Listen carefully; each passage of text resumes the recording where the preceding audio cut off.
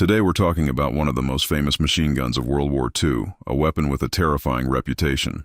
For many reasons, we'll share little-known stories surrounding it, explain the squad tactics, show what it was like to be part of the crew operating it, and why its operators sometimes went crazy after seeing the destruction their weapon caused. Introduction. As the way of warfare drastically changed after the First World War, and Germany focused on blitzkrieg tactics, they needed something lighter to follow rapid advancements. Unlike the heavy MG42 with its water-cooled system and a weight of 88 lb, German engineers switched to air-cooled machine guns, and in 1930 created the MG13. However, it had only a 25-round magazine, which lasted just 2.5 seconds when fired continuously. Then 4 years later came the iconic MG34, the first true general-purpose machine gun. It was belt-fed and featured a quick-change barrel system with a firing rate of 900-100 rounds per minute. It was reliable and effective. However, it was expensive and difficult to produce, requiring 150 mAh hours to make a single machine gun. Then engineers were tasked with quite a challenge to produce a good, reliable, and powerful machine gun with a terrifying rate of fire between 20 and 25 rounds per second, while being as cheap and easy to produce as possible. To everyone's surprise, they created what would become one of the best machine guns ever made, still in service to this day. With only minor adjustments, by using stamped metal parts and reducing production time to just 75 man-hours of lower costs, the MG42 was born. It was significantly more reliable than the MG34 with a quick-change barrel system, and it could fire 200 rounds per minute, more than double the rate of all other Allied machine guns. Its most significant drawback was a tendency for bolt bounce, which sometimes led to catastrophic failures. Despite this, in just 3 years, 42 $23,000 MG42s were produced, quickly becoming Germany's primary tool for killing even U.S. soldiers who gave mocking nicknames to both their own and enemy weapons, such as Screaming Mimes, Potato Mashes, or Bouncing Betties, gave this weapon a more ominous name, the Buzzsaw, or Hitler's Buzzsaw. Germans initially called it the Bone Saw, but U.S. soldiers slightly modified the translation. For soldiers who had never seen combat propaganda movies were shown to downgrade the MG42 and its characteristics. These films compared it to American weapons and portrayed it as inferior, claiming its bark was worse than its bite. Try selling that to battle-hardened veterans. Now, let's move on to the crew and tactics. The MG42 was the most important component of the German infantry squad during World War II, and the main source of firepower. Squad consisted of 10 men, a squad leader, a second-in-command, a 3-man machine gun team, the gunner, assistant gunner, an ammunition carrier, and 5 riflemen. The MG42 was the backbone of the squad's firepower, and the entire team was organized around its operation, protection, and effectiveness. The machine gunner, designated as Schutu, fired the gun and was responsible for maintenance. He was positioned at the center of the formation and carried the machine gun along with a sidearm and an ammunition drum holding 50 rounds. The assistant gunner, seated to the gunner's left or rear, carried 4 additional ammunition drums of 50 rounds each, and 1 ammunition box with 300 rounds. He was also armed with a pistol. His role was to feed ammunition, assist in clearing jams, reload change barrels, and support the gunner during combat. If the gunner was incapacitated, the assistant would take over. The ammunition carrier, positioned further back, carried 2 additional ammunition boxes of 300 rounds each and was equipped with a shortened Kar 98. Each rifleman carried a Kar 98 rifle with 45 rounds and a bayonet, but they usually took addition rounds for combat. Riflemen were most important in offensive operations, where they would charge enemy positions under the cover of the machine gun. The squad leader was equipped with an MP40 submachine gun and carried 6 magazines of 32 rounds. The squad typically carried at least 800 rounds of powerful 7.92 by 57 mm ammunition in belts, which was the same round used by the rifles, as well as hand grenades and a tripod that could be carried like a backpack.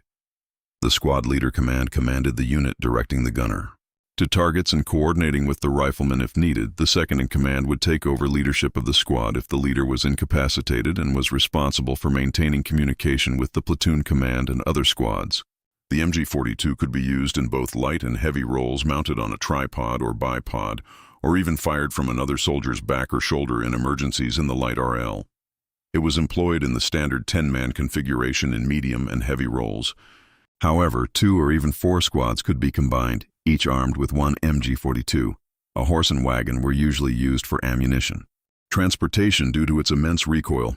Strong soldiers were required to operate it, and controlling the gun while firing on the move was especially challenging.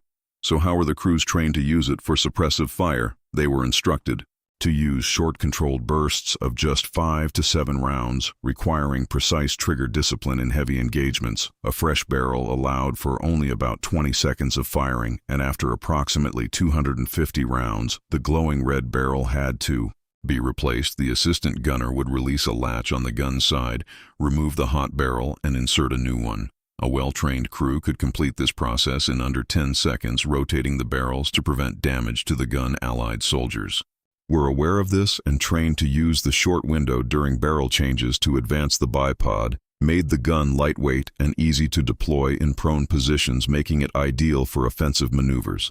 The heavier tripod was primarily used for fixed positions and defense, offering stable and accurate fire. It could also be used for indirect fire with precise optics, effectively turning the machine gun into a lightweight artillery piece. The tripod featured a built-in mechanism that automatically moved the gun in a preset sweeping motion, allowing it to cover a wide area accurately, in addition to infantry use.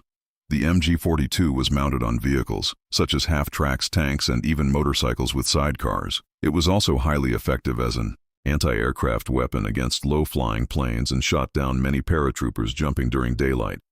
However, serving as part of an MG42 crew was a double-edged sword, while the machine gun was one of the deadliest weapons on the battlefield.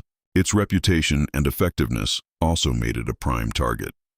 Crews were the first to be targeted by artillery, tanks, and snipers, and it was uncertain what would happen to you if you surrendered after mowing down waves of enemy soldiers' comrades.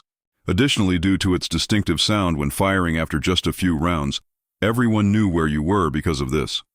Crews changed their positions periodically during battles. However, this wasn't always possible, especially in defensive positions, where they had to hold their ground, leading to higher casualty rates among gunners. An assistant's one interesting story of how an MG42 reached America involves Private First Class Leonard Lanisi. While driving his truck through a recently secured area in Belgium, he spotted something beside the road, although he wasn't supposed to.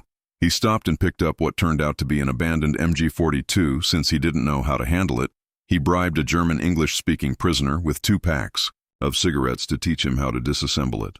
Lanisi then mailed it home in pieces, and the MG42 stayed in his family until 2016, when his son donated it to a museum. One thing you would never do is charge across open a round directly at an MG42. Nest in battles like D-Day, it became clear what just a few MG42s could do. Heinrich Seal, for example, was a German soldier stationed at Omaha Beach during the invasion. He fired approximately 13 Zero rounds from his machine gun and was responsible for hundreds of Allied deaths. Crews who saw intense fighting were often haunted by the sheer number of lives they took in mere seconds, and there were reports of soldiers mentally breaking down. After battles, the Eastern Front is another example where the MG42 was used to devastating effect against the Red Army's human wave attacks. You can imagine the outcome. The MG42 also played a dark role in operations beyond the battlefield and occupied countries used to control large masses and crush resistance. It was frequently deployed in retaliation operations against resistance movements, often targeting the local population. One such instance occurred in Yugoslavia, where approximately 5,500 civilians were ordered to be shot as retaliation for partisans attacking a German patrol. In this case, one German soldier refused a direct order to shoot and was executed by his commander on the other side. Captured MG42s were highly prized by the Allies, especially by partisan groups and resistance fighters. The gun was ideal for guerrilla warfare and hit-and-run tactics during World War II. The United States attempted to reverse-engineer captured MG42s, creating the T-24 prototype. While it resembled the MG42, the U.S. couldn't achieve a firing rate higher than 600 rounds per minute, and the prototype suffered from frequent malfunctions and overheating.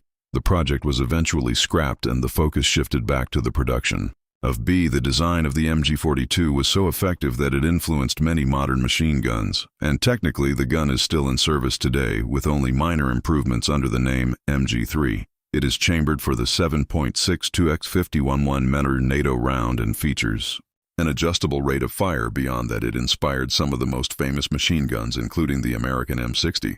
which is a direct combination of the German MG42 and FG42,